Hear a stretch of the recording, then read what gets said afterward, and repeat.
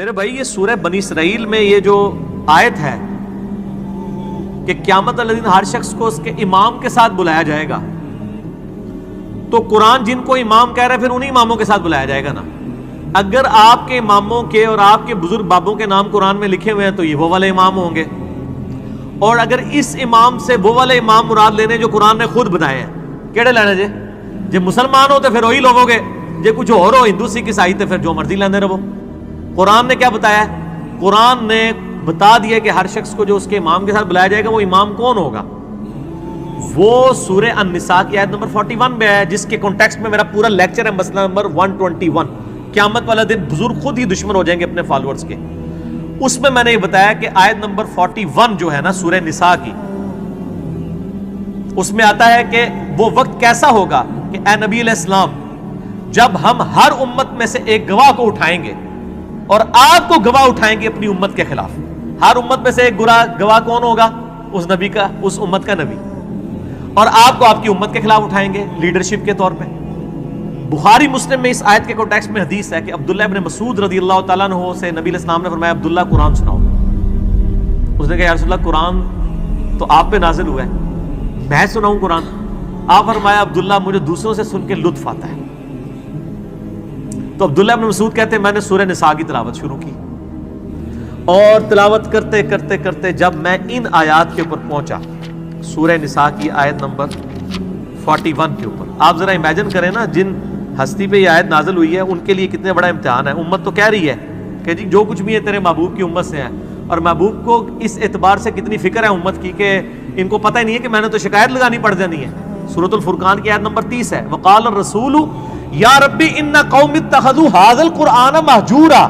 نبی علیہ السلام قیامت الدن شکایت کریں گے اللہ میری قوم، میری امت نے قرآن کو پیچھے پھینک دیا تھا، اور نبی علیہ السلام کو اس بات کی خود ٹینشن تھی کہ مجھے اپنی امت کے خلاف گواہی دینی پڑے گی، لیکن امت کہتی ہے اللہ جو کچھ بھی ہے تیرے محبوب کی امت سے تکی جائے گی، پتہ چل جائے گا، پتہ نہیں چلے گا، لگ پتہ جائے گا۔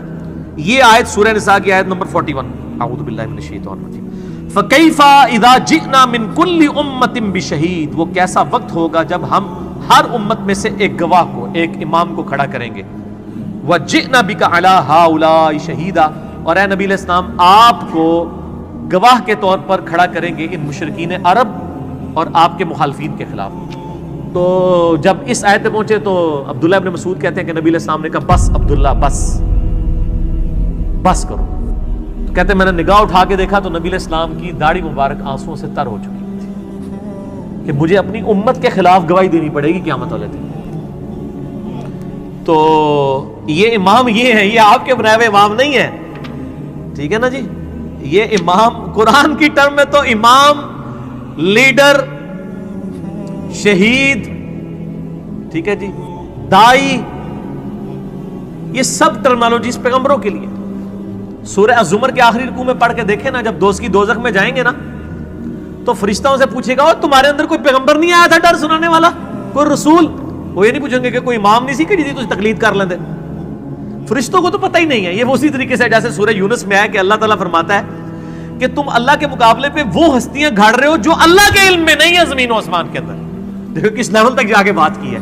اللہ فرماتا ہے میرے علم میں کوئی ایسی بات نہیں ہے۔ یہ اللہ جب یہ بات کر رہا ہے تو آپ سمجھیں کہ یہ 11,000 وولٹ کا جھٹکا دیا جا رہا ہے اگلے بندے کو کہ اللہ تو بندے کو کیڑی گل پہ کر دو۔ اللہ کہہ رہا ہے میرے علم میں تو کوئی ایسی ہستی نہیں زمین و آسمان میں جس کو میں نے اپنا نائب بنایا ہو۔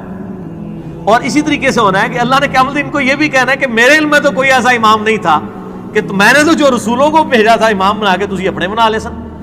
وہ امام تو سارے ہیں، وہ تو آپ کا امام مسجد بھی امام ہے، وہ تو سارے ائمہ فقہ کے حدیث کے امام ہیں، ان کی آپ یعنی تعلیمات سے فائدہ اٹھائیں گے، نہ کہ یہ کہ آپ ان کو پروفٹ کے درجے کے اوپر فائز کر دیں گے۔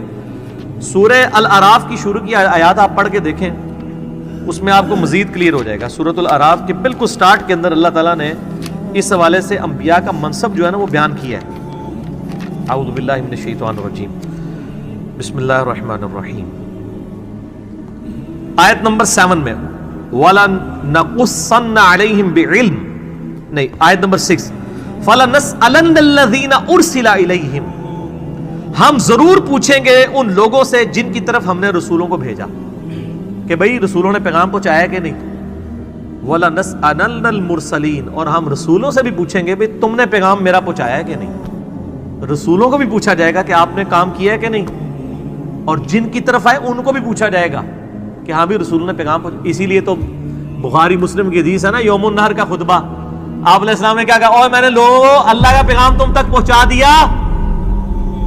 صاحب نے کہا یا رسول اللہ پہنچا دیا. آپ نے 3 دفعہ اپنی شہادت کی انگلی آسمان کی طرف بلند کی، پھر ان کی طرف، اے اللہ گواہ رہنا، اے اللہ گواہ رہنا، اے اللہ گواہ رہنا. پھر آپ نے فرمایا کہ اب یہ تمہاری ذمہ داری ہے کہ اس پیغام کو دوسرے لوگوں تک پہنچا دو.